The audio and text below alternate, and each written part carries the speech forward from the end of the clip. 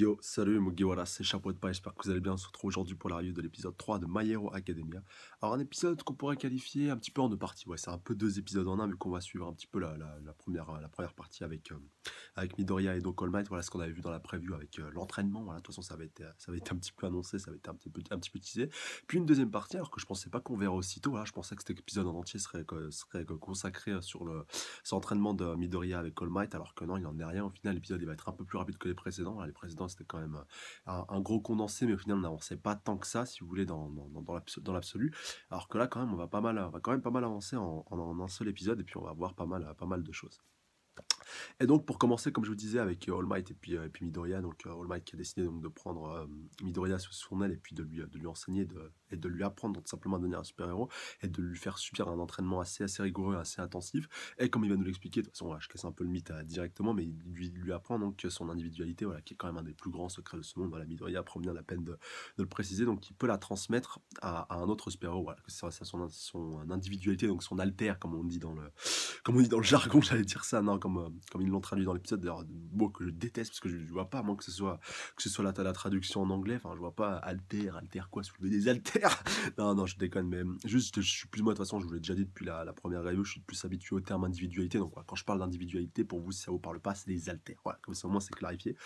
Et donc, pour reprendre comme je vous disais, ce qu'a dit All Might, donc par rapport à son individualité, donc qui a la particularité, la capacité donc de pouvoir se transmettre d'un maître à un disciple, et voilà, d'un petit peu génération en génération, qui fait donc que cette individualité donc peut prospérer et donc ne peut, si vous voulez, grosso modo, jamais disparaître. Parce que si un jour, admettons, Midoriya est amené donc à être un petit peu vieux, voilà, ou autre, il pourra la transmettre à un disciple qui l'aura jugé digne de le recevoir. Enfin, ça, de toute façon, je ne vais pas vous le développer ici, mais bon, vous comprendrez un petit peu plus tard quand on avancera dans les épisodes que c'est une individualité très particulière et que c'est bien que ce soit quelqu'un de bon et quelqu'un de juste et qui puisse l'hériter. Enfin, de toute façon, qui puisse donc la posséder, vous pouvez vous en douter, quand on voit déjà la puissance phénoménale de la personne donc, qui la possède, à savoir All Might à l'heure actuelle, et que donc, voilà, tu peux pas laisser, il peut pas prendre le risque de la confier à une personne qui risque de mal tourner et de prendre un mauvais tournant. C'est pour ça aussi qu'il a choisi Midoriya, qui possédait donc à la base aucun pouvoir, et qu'il a vu sa détermination, il a vu sa motivation, il savait donc qu'il ferait le bon choix en la confiant à Midoriya. Même si c'est quand même encore un gamin à l'époque, enfin, au moment où il l'a choisi, enfin, je veux dire, il aurait pu attendre un peu plus longtemps, histoire de lui transmettre, mais vous apprendrez, encore une fois, sans rentrer dans les détails un petit peu, sans spoiler, bien entendu, que rien n'est dû au hasard, surtout par rapport à cette individualité-là, et par rapport au fait qu'il ait choisi Midoriya. Voilà, de toute façon, je vous en dis pas plus, vous aurez l'occasion de le voir tout ça un petit peu plus tard. Donc on va voir là, par la suite l'entraînement en question. Donc voilà, pour le résumer assez simplement, puisqu'après voilà, ça va quand même être assez répétitif au niveau de l'entraînement jusqu'à ce qu'on passe donc à la seconde partie de cet épisode-là, si on peut le qualifier comme ça. Donc avec Midoriya, donc il a tout simplement comme objectif de devoir nettoyer une plage en 10 mois, mais pas n'importe quelle plage avec deux trois petites merdes sur le sable, non, une plage à une véritable décharge à ciel ouvert avec frigo, avec des pneus, enfin voilà, tout ce que vous voulez, avec plein d'objets, voilà, quand même assez lourds. Enfin voilà, il y avait même des camionnettes à un moment donné, si je dis pas de bêtises, qui étaient en train d'essayer de pousser tout ça. Tu vois All Might à côté tranquille qui est en train de le regarder. Et donc voilà, on va suivre un petit peu la progression de Midoriya pendant ces 10 mois. Et donc on voit qu'entre-temps, il va d'essayer de calculer un temps. Pour reprendre un petit peu la chose depuis le début, All Might lui avait fait un programme, voilà, un petit peu sur mesure pour qu'il puisse donc nettoyer cette décharge en pile poil 10 mois, voilà, avec une certaine charge de travail à faire par jour. Et Midoriya, voilà, qui entre-temps doit passer aussi des examens d'entrée à l'académie de UA, donc a décidé de calculer, enfin voilà, d'essayer d'un petit peu modifier le planning pour qu'il lui reste à la fin 10 jours pour pouvoir donc se préparer à l'entrée des examens de UA. Enfin, voilà, pour pas qu'il se retrouve le jour J devant l'examen sans qu'il ait pu réviser. Donc pour ça, il va devoir un petit peu accélérer la cadence parce que voilà, quand même 10 jours en plus à rajouter sur un planning qui est déjà assez chargé, c'est quand même pas rien. Enfin, voilà, et comme il va se retrouver à un moment quand même assez exténué, comme on le voit au moment où avec All Might où ils sont en train d'un petit peu de s'entraîner, de revenir. Voilà, on voit, tranquille, t'es All Might qui est en train d'avancer avec son overboard, enfin un overboard un petit peu à l'ancienne avec les poignets. Et puis t'as Midoriya, voilà, qui va craquer un petit peu derrière et qui va littéralement tomber dans les vapes. Et d'ailleurs, All Might, ça va un petit peu le choquer. C'est un moment, il dit: oh, j'ai fait ce planning en sorte que tu puisses tenir le coup. Et donc voilà, c'est à ce moment-là qu'il va réaliser: ah, donc d'accord, t'as décidé d'augmenter la charge de travail que je t'avais donnée. Et donc voilà, c'est pour ça que ton corps a pas pu suivre, parce que logiquement, si t'avais fait comme je l'avais prévu initialement, ton corps aurait été capable de résister, tu aurais pu tenir et tu aurais pu progresser un petit peu au fur et à mesure. Alors qu'au final, voilà, mais bon, au final, c'est pas si grave que ça, mais quand même, il voilà la détermination de Midoriya, et puis il doit se douter aussi qu'il a fait ça par rapport à son entrée à l'académie, et que s'il a fait ça, c'est pour une bonne raison, c'est pas tout simplement pour prouver: «Ouais, de toute façon, moi, je suis le plus fort, je peux le faire en moins de temps que ce que All Might m'a dit». Non, voilà, Midoriya, il est pas aussi fou que ça, il est pas aussi casse-cou, mais bon, enfin, quoique, mais en tout cas, là, c'était plus pour un but précis, pour pouvoir réussir ces 2 objectifs, voilà. Parce que là, quand tu as 2 choses comme ça que tu dois faire en même temps, c'est assez laborieux de bien arriver à gérer les 2, et donc là, voilà, quand même, malgré tout, il a réussi à peu près à gérer ça comme il le fallait. Et puis au final, il a tenu les clous, comme on a pu le voir un petit peu après avec. Alors franchement, dites-moi comment vous avez réagi quand vous avez vu cette scène. Dans le manga, c'est vrai que ce genre de scène-là, tu peux pas la vivre tu la vis pas de la même manière que tu peux la vivre dans l'animé, où tu vois Midoriya donc au sommet de la pile d'ordures qu'il avait réussi donc voilà à compacter, et puis à extraire de la plage. Et tu dois pousser une violente gueulante. Franchement, le Seiyu, il a dû kiffer quand il a dû doubler ça, donc le doubleur de Midoriya. Et franchement, le cri, mais tu vois vraiment qu'il venait des tripes, qu'il venait du fin fond qui venait du fin fond de son estomac, du fin fond de son cœur, et franchement, c'était limite à t'en foutre les frissons. Voilà, j'étais pas très loin, mais franchement, j'aurais été plus mis, on va dire, en situation, j'aurais pu choper des frissons là-dessus. Et franchement, c'était une scène très très forte, très très intense. Et même All Might, ouais, il est sur le cul, et puis il est content pour lui. Enfin voilà, limite ça aurait été son fils, il aurait, je pense qu'il aurait ressenti, il aurait vécu la même part, il aurait été aussi content pour lui. Enfin voilà, pour un petit peu pour faire la comparaison. Enfin, dites-moi comment vous avez ressenti cette scène. Franchement, ce passage au moment où tu vois Midoriya au sommet de cette pile d'ordures, et qui est en train de pousser une violente gueulante du fin fond de ses tripes. Enfin, franchement, c'était une très très belle scène, et franchement, déjà une des grosses scènes pour moi de My Hero Academia. Enfin, voilà, ça annonce un peu la couleur pour la suite, mais vous verrez, franchement, déjà rien que cette scène-là, c'est déjà pas mal. Enfin, pour un début, voilà, on est à peine à l'épisode 3, t'as une scène quand même de cette intensité, de cette importance. Enfin, je sais pas, moi, je me suis mis à la place de Midoriya, et je me suis dit, punaise, mais ouais, enfin, j'ai réussi. Bon, bien sûr, ça aurait pas eu ça a pas eu la même intensité que si on l'avait suivi vraiment au jour le jour, qu'on aurait suivi son entraînement, et puis son nettoyage de la plage. Enfin, imaginez, on aurait suivi ça pendant 10 mois tous les jours, avec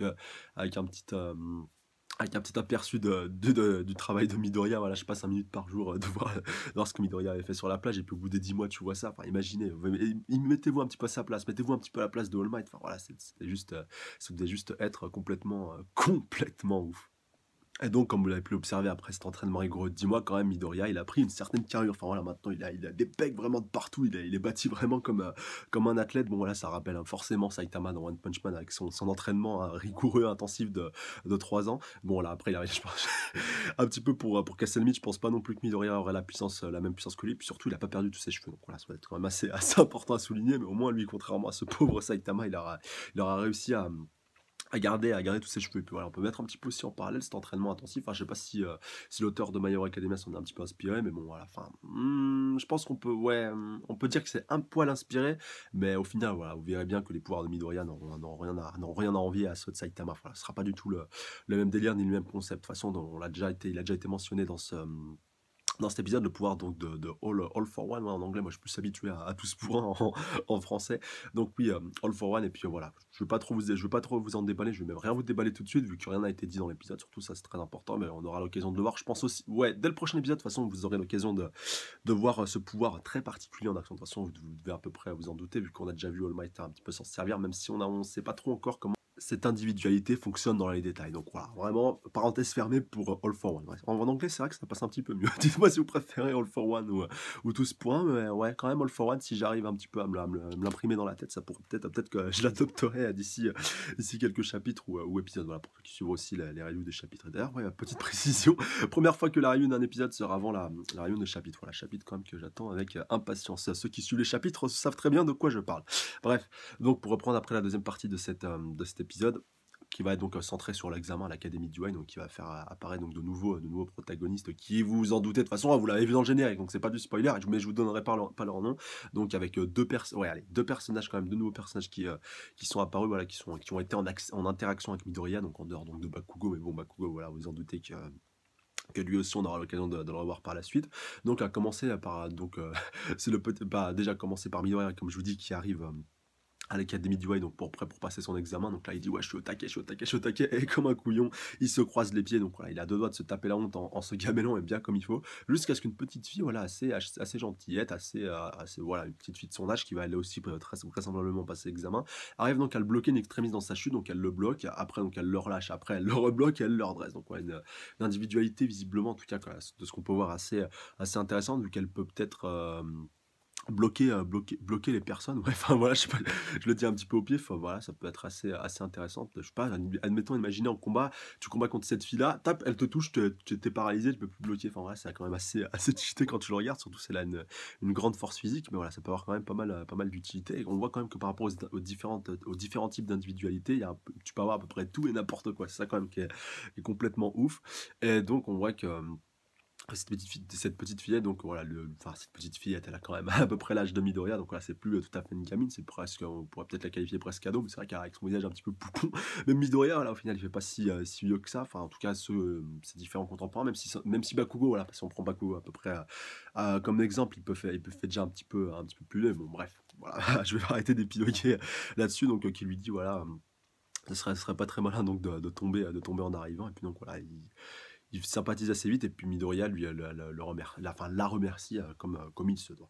Et donc après a lieu donc le petit pitch si vous voulez d'intégration avant, enfin le petit pitch, pas d'intégration, le petit pitch avant les différents examens. Donc je crois qu'il y aura des tests écrits plus ce test pratique, voilà, avec leurs individualités, donc ils vont devoir faire leurs preuves avec différents adversaires qui vont devoir éclater au fur et à mesure et qui pourront leur apporter des points, et ceux qui feront logiquement les plus gros scores devraient marquer pas mal de points pour leur examen d'entrée. Enfin, voilà, ceux qui marquent le plus de points réussiront cet examen. Donc voilà, peut-être déjà un petit tri sélectif depuis le début. Et puis voilà, celui qui fait la présentation, je crois qu'il s'appelle Element Mike, si je dis pas de bêtises, voilà, je me rappelle plus tout à fait de son nom. Donc voilà, avec son casque sur les oreilles et puis sa petite mèche qui part un petit peu, un petit peu en freestyle.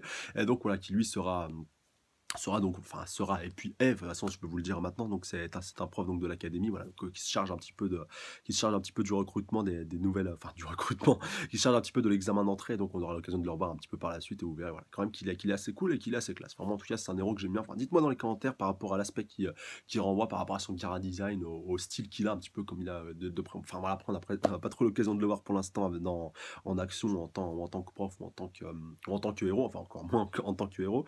Mais dites-moi si l'aspect qui reflète, voilà, vous plaît. Est-ce que vous le trouvez assez classe, assez intéressant? Enfin, vous pensez que ça peut être un bon perso? Enfin, vas-y, pour les commentaires par rapport à ça, votre avis par rapport à ce héros. Et donc, par rapport à la présentation, comme je vous disais, ça va soulever un petit point d'interrogation, donc ce qui va amener donc l'arrivée d'une deuxième donc future protagoniste de UA. Donc voilà, un petit garçon qui a l'air d'être, enfin un petit garçon, putain, il faut que j'arrête avec ce terme-là. Lui, surtout que lui, voilà, il a l'air d'être déjà un petit peu plus vieux, donc avec son allure un peu premier de la classe, avec sa coupe bien brossée sur le côté, avec ses petites lunettes. Et donc il dit, excusez-moi, mais j'ai remarqué que sur le fascicule que vous nous avez donné, il y avait quatre types de monstres, quatre types de monstres qu'on pouvait affronter. Vous nous en avez présenté que trois, voilà, vu que Element Mike, donc le héros un petit peu qui organise tout ça, a seulement présenté trois types de monstres. Donc un monstre qui rapportait 1 point, un monstre qui rapportait 2 points et un monstre qui rapportait 3 points. Donc voilà, par rapport au classement et par rapport aux points que tu pouvais récupérer une fois le test pratique réussi. Et donc il y avait un quatrième monstre qui était aussi présent donc sur les règles et puis sur le paplard un petit peu de présentation de l'examen. Et donc logiquement le gars a eu raison de demander à l'examinateur donc quelle était cette créature et qu'est-ce qu'il devait faire avec eux. Et donc tout simplement l'examinateur, enfin lui dire, enfin, voilà, le héros Element Mike va lui dire tout simplement que ce monstre-là rapporte donc 0 points, mais il a l'air quand même d'être un peu plus massif et un peu plus mastoc. Et donc en gros, c'est un peu le genre de monstre à éviter, auquel il faut pas aller se frotter, parce que voilà, au final, il te rapporte pas de points. Même d'autres personnes un petit peu lambda qui sont en train de passer l'examen disent: oh, de toute façon, il rapporte 0 points, donc on va lâcher l'affaire, c'est pas la peine, et puis on va passer à autre chose. Et donc au final, voilà, on a un petit peu appris un petit peu plus par rapport à cette créature, mais sans spoiler, vous devez vous en douter que si cette créature apporte 0 points, c'est pas par hasard, et qu'on aura l'occasion de voir tout ça dans le prochain épisode. Donc voilà, la review de cet épisode qui se termine là-dessus. Voilà, comme je vous dis, il n'y a pas tant de choses que ça à dire. Voilà, c'est plus de constat, c'est plus de l'observation, c'est plus quelque chose d'intimiste. Voilà, un petit peu comme on peut le résumer, comme je disais par rapport à cette scène donc de Midoriya qui pousse un cri. Cette scène-là, à la limite, tu l'expliques pas, tu la vis. Enfin voilà, c'est à peu près pareil pour l'ensemble de cet épisode où c'est plus de l'observation et puis de l'analyse. Si vous voulez, chacun l'interprète un peu comme il veut. Voilà, avec les différentes facettes qu'on a pu voir.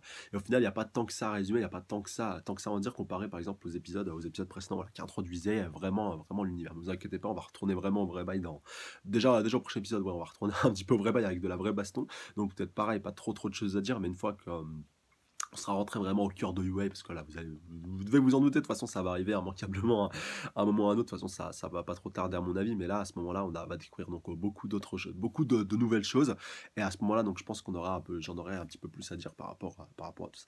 En tout cas, comme d'habitude, n'hésitez pas à mettre un petit pouce bleu, commenter, partager, surtout vous abonner à la chaîne si ce n'est pas déjà fait pour plus de reviews. N'hésitez pas non plus à checker la page Facebook, le lien est dans la description. Et surtout, laissez-moi vos avis par rapport à cet épisode, par rapport à Midoriya, par rapport aux nouveaux personnages qui ont été introduits, voilà, qui auront, voilà, le ressenti que vous avez eu après cette première interaction avec ces nouveaux personnages, voilà, que ce soit donc l'examinateur Element Mike, voilà, ce que je vous disais, et puis les deux nouveaux, un petit peu, les deux nouveaux élèves et les deux nouveaux futurs collègues, voilà, qu'on peut un petit peu qualifier aussi comme ça, de Midoriya, voilà, à la fois donc la fille et puis le garçon, donc un petit peu premier de la classe. Voilà, laissez-moi dans les commentaires par rapport à tout ça. Encore une fois, un grand merci à vous les abonnés, à la fois les anciens comme les nouveaux, comme les prochains. Franchement, je vous remercierai jamais assez. C'est juste ouf là, ce qui se passe encore ces derniers jours. J'ai vraiment du mal à réaliser. C'est juste, juste complètement ouf. Et franchement, je vous remercierai jamais assez d'être toujours aussi actif et d'être toujours aussi nombreux. Franchement, force à vous et un grand big up à vous. Je vous embrasse très fort. Sur ce, je vous dis à la semaine prochaine ou à ce soir, si pour ceux qui sont à jour dans les chapitres et qui suivent l'animé en même temps. Et voilà, sur ce, je vous laisse. Prenez soin de vous. Salut à tous. Sayonara.